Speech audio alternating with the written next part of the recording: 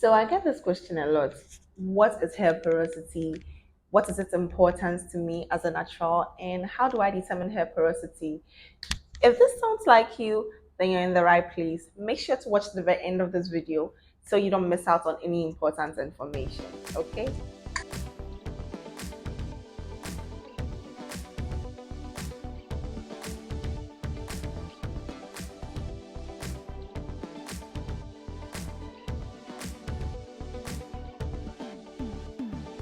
Hi guys, welcome back to my channel. My name is Sissy, and if you're new here, I share with you great tips and tricks on how to thrive a natural hair journey. Also, I'll be sharing with you lifestyle vlogs from time to time. In this video, I'm going to be teaching you about what hair porosity is, how you can use it to your maximum benefit, and how to determine your hair porosity. So what is hair porosity? Hair porosity basically is the measurement of your hair's ability to absorb and hold moisture or retain water. We have different types of hair porosities. We have low porosity, we have high porosity, and we have medium porosity. I'm going to be talking about each of the hair porosities as we go along. You can think of all the porosities as a sponge, okay? When you have a sponge, there are some sponges that have a whole lot of holes and gaps in there, and there are others that don't have so much of gaps and holes in there. And so when you have a sponge that has a lot of the gaps, it's able to soak up a lot of water more easily. And it will also dry up very, very easily. Makes sense, right? So if you are someone who has low porosity hair, what it means is that your hair finds it very difficult to absorb water into it very quickly. It does this at a very slow rate. And it also has an advantage of not being able to let go of this water very, very quickly. However, it can be deceptive because you might think that your hair is healthy, it will look healthy on the outside, but if your hair is already dry on the inside and you put in more product on top of it and it's not being able to absorb it into it to moisturize your hair strands itself, then what is going to happen is your hair is going to lack elasticity in there and it's going to be prone to breakage. This particular porosity hair type, I would recommend that when they are going to have their wash days, they would use warm to hot water for their shampooing, and then they are also going to this is going to help the cuticles to open up so that they can absorb whatever leave-ins they are going to use, whatever product you're going to use, whatever ingredient you're going to use to help to keep your hair healthy. And when you are going to do the conditioning as well, they should try and use some form of heat. So they can use either a steamer, that's like a heat steamer. They're going to use maybe a heat cup or probably even a shower cup, but you can just make it tight enough so that you don't, you can generate some amount of heat on your scalp and on your hair strand. Another thing that I'll recommend that they do is that they use a lot of lightweight products and ingredients. Try staying away from ingredients that are very thick and creamy because it's going to weigh your hair strands down. Use more of the liquid-based leave-ins than the cream-based. High porosity hair type girls like myself, we usually have a challenge with keeping the moisture in after we've absorbed it. So we absorb the water into our hair strands or our hair shaft very, very quickly, but then it also dries up or goes out very, very quickly. So with us, you would want to use a method that we call the LOC method. So with the LOC method of moisturizing, basically means what you are already suspecting that it stands for. So you use the liquid leave-in conditioner. You could use water as well. I personally like to, make Ayurvedic mixes. So Ayurvedic herbs, I use them for my liquid parts.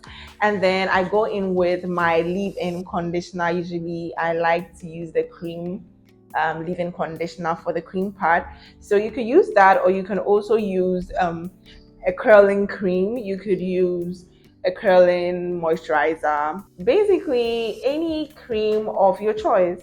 So I personally like to use the Cantu Avocado Hydrating Curling Cream. Yes, and I use this in combination with my Cantu Shea Butter Leave-In Conditioner. You guys know I love this. I absolutely love Cantu product. It works perfectly for me. So you could definitely go ahead and use it. And then I go in then with my oil of choice. I usually would use any oil. I've realized that coconut oil is not good for my hair. However, for high porosity hair, if you use coconut oil, that also could work for you. Most people, it works for them, but it doesn't work for me. So you have to be able to steady your hair and also know the kind of oils or the kind of ingredients that your hair would respond very well to. Most of the time, high porosity hair is prone to breakage, is prone to heat damage, is prone to frizz and tangling. It's prone to a lot of things. But what I recommend that those with high porosity hair do is when you're going to have your wash day, you could shampoo your hair with lukewarm water. That works. And then when you're going to condition, you want to use, once again, like the low porosity hair type people, you want to use some form of heat, okay, to condition your hair. So you can use the shower cap, you can use the heat steamer, you can use the heat cap. That works perfectly for all the hair types. And then when you are going to rinse it out, please and please again, don't forget to use cold water or cool water, okay? Because you don't want to open up your cuticles. You don't want to close them. You want them to tighten up, okay? So you don't want a case where the goodness that you put inside your hair is going to come out. You don't want that. So that's a recommendation I have for you high porosity hair. Medium porosity hair type. They are the hair porosity type that I would like to call Miss Little Perfect hair type. But don't get me wrong, no hair porosity type is bad or good. Okay, I mean, some are much easier to manage than others, but what I would advise you to do is that you should learn your hair, you should pay attention to it, and you should spend time on your hair, enough time on your hair, so that you can make it become what you want it to become. Because even if you have medium porosity hair type and you neglect your hair is not going to be growing properly, it's not going to be growing healthy and beautiful. I can tell you that for a fact. So whatever your hair porosity type, embrace it and love it, okay? So as the name suggests, it's medium porosity, so it actually has a fine balance of losing water and gaining water, all of that. So yeah. I don't talk much about it anymore. We're going to go ahead and do the test to determine our hair porosity. We have 3 ways in which we can determine our hair porosity, or we can get an idea of our hair porosity. So we have the float test, that's the first one. We have the spray bottle test, and we have the touch and slide test. So I'm going to be showing you all these 3, and then you can use them to determine your own hair porosity. Ideally, I would recommend that you do this during your wash days, because you want your hair to be as clean as possible. For the first test, you take a strand of your hair. So we're going to be doing the touch and slide test, okay? So you pick a strand of your hair like so. I don't know if you can see it. Yes, and you're going to place your fingers on the strand, and you're going to slide it upwards. If you feel a lot of bumps on your way up, right, that would mean that your hair is likely to be high porosity hair. If you feel not so much of the bumpiness, then that means your hair is likely going to be a medium porosity hair. If you don't feel any bumps at all, like it's smooth, like silky smooth, then that means your hair is low porosity hair. The next test is going to be the spray bottle test. So you're going to take your spray bottle, okay, and what you are going to do is you're just going to take a section of your hair, and you're going to spray, you're going to mist it with some water from your spray bottle. So you're just going to spray the water on your hair like so, and then you're going to wait like about a minute or less. But if you realize that the water has beaded up on your hair, then that would mean that you are likely a low porosity hair.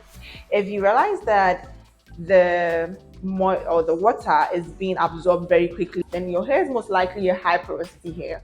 And if you realize that the water takes more than a couple of minutes to absorb into your hair, then your hair is most likely a medium porosity hair. The next test that we are going to be doing is going to be the float test.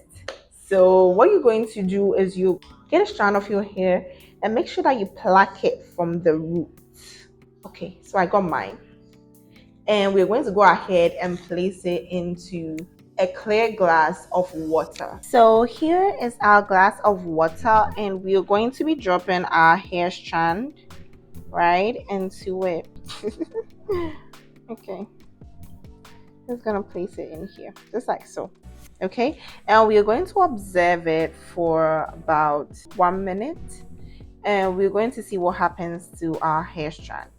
So after maximum 1.5 minutes, if your hair is still floating on top of the water, then it's a low porosity hair.